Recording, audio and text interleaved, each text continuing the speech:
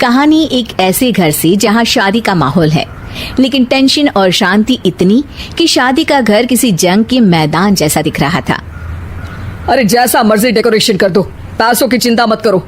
इतना पैसा जब लड़के वालों को दे दिया तो फूल वालों को देने में मुझे क्या दिक्कत है? अरे धीरे बोलो ना, साफ लग रहा है कि फ्रस्ट्रेटेड हो। अरे तुम तो चुप ही रहो। एक बेटी संभाल नहीं पाई।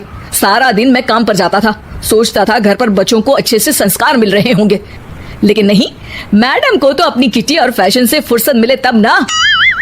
माँ चुपचाप वहां से चली जाती है। समझ में नहीं आता कि आखिर शर्मा खानदान में हो क्या रहा है। कल तक चिड़िया सी फुदकने वाली शीना की शादी यूं अचानक एक मोटे काले लड़के से क्यों हो रही है? शीना कमरे में हाथ में गुड़िया लिए बोलती है, मेरे साथ जो हो रहा है ठीक हो रहा है। तुम तो सब जानती हो, साहिल मेरे लिए भगवान है। अब जब वो ही नहीं मिला तो फिर कोई भी हो, जिंदगी ही तो जीनी है, जी लेंगे। बाहर शीना की बुआ किसी से बात करती है। अरे मोटा नहीं, उसे तो खाते पीते घर का कहते हैं।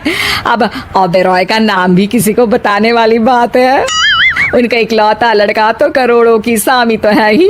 अरे हमारी शीना बिटिया तो रानी बनेगी, रानी। इन सब के बीच कहीं कोने पर शीना हाथ में मेहंदी सजाए बैठी थी और आंखों में आंसू सजाए। और वो समय भी आ जाता है जब शीना मंडप के नीचे हाथ में वरमाला लिए खड़ी होती है, लेकिन तभी अफरा तफरी मच जाती है। कोई कहता है, अरे लड़के की माँ को हार्ट अटैक आ गया। अरे अच्छी खासी थी, कैसे हो गया? अरे कहते हैं ना, किसी किसी लड़की के पैर अच्छे नहीं होते, हो सकता है कि मनहूस है ये लड़की। शीना पास खड़ी सब सुन रही थी। फिर शीना अपने कमरे में आ जाती है। शादी ये कहकर नहीं होती कि लड़की मनहूस है। अब लगातार शीना के लिए लड़के देखने आते, लेकिन आस पड़ोस या किसी के कहने पर शादी हर बार टूट जाती।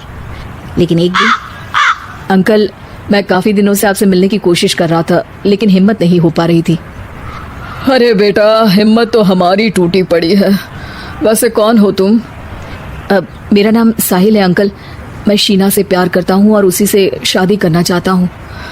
अरे अब तो किस जात के हो ये भी मायने नहीं रखता। बेटा, मेरी बेटी मनहूस है। ये सब कहते हैं कि इसीलिए उसकी शादी नहीं हो पा रही। अगर तुम शादी करने को तैयार हो तो ठीक है। शीना की शादी साहिल से हो जाती है। अगले दिन साहिल की माँ का देहांत हो जाता है और एक बार फिर लोग शीना को अपशकुनी कहने लगते हैं। अरे खा गई दीदी को ये। अरे क्या जरूरत थी साहिल किसी मनहूस को घर लाने की? पर बुआ, माँ की तो तबीयत पिछले कई साल से खराब थी। डॉक्टर्स ने जवाब दे दिया था। क्या पता ये भी उनका सौभाग्य हो कि वो बहू का मुंह देख पाई। अरे बहू का मुंह देख पाई, या ये कह लो कि बहू का मुंह देखते ही स्वर्ग लोक सिधार गई। खैर, हमें क्या, घर तुम्हारा है, हम तो चले। अब शीना को खुद पर ही शक होने लगता है कि कहीं सच में वो अपशकुनी तो नहीं। साहिल, हम दोनों की शादी नहीं हुई होती तो अच्छा था। देखो ना, कैसे पहले मेरी शादी टूटती थी और अब तुम्हारी माँ भी। अरे ऐसा कुछ नहीं होता शीना, अपशकुनी वगैरह कुछ नहीं होता। ये सब तो ईश्वर के खेल हैं। वो शादी तुम्हारी इसलिए टूट गई क्योंकि तुमको मेरी पत्नी बनाना था, और माँ का जाना तो तय था। वो काफी बुजुर्ग थी, साथ ही एक ऐसी बीमारी से जूझ रही थी जिसमें डॉक्टर्स भी उन्हें नहीं बचा पाते। शीना साहिल की बात सुनकर तसल्ली कर लेती है और वहां से चली जाती है। अगले दिन, शीना, अरे ओ शीना। क्या हुआ? उफ, कहीं फिर मेरी वजह से कोई नुकसान? अरे नहीं नहीं शीना, तुम जानती हो जिस प्रॉपर्टी के केस को हम बरसों से लड़ रहे थे उस पर फैसला आ गया, वो भी हमारे हक में। अब हम करोड़पति हो गए शीना। शीना शांत रहती है। अरे क्या हुआ? करोड़ पत्नी बनकर तुमको खुशी नहीं हुई? शीना की आंखों में पानी आ जाता है।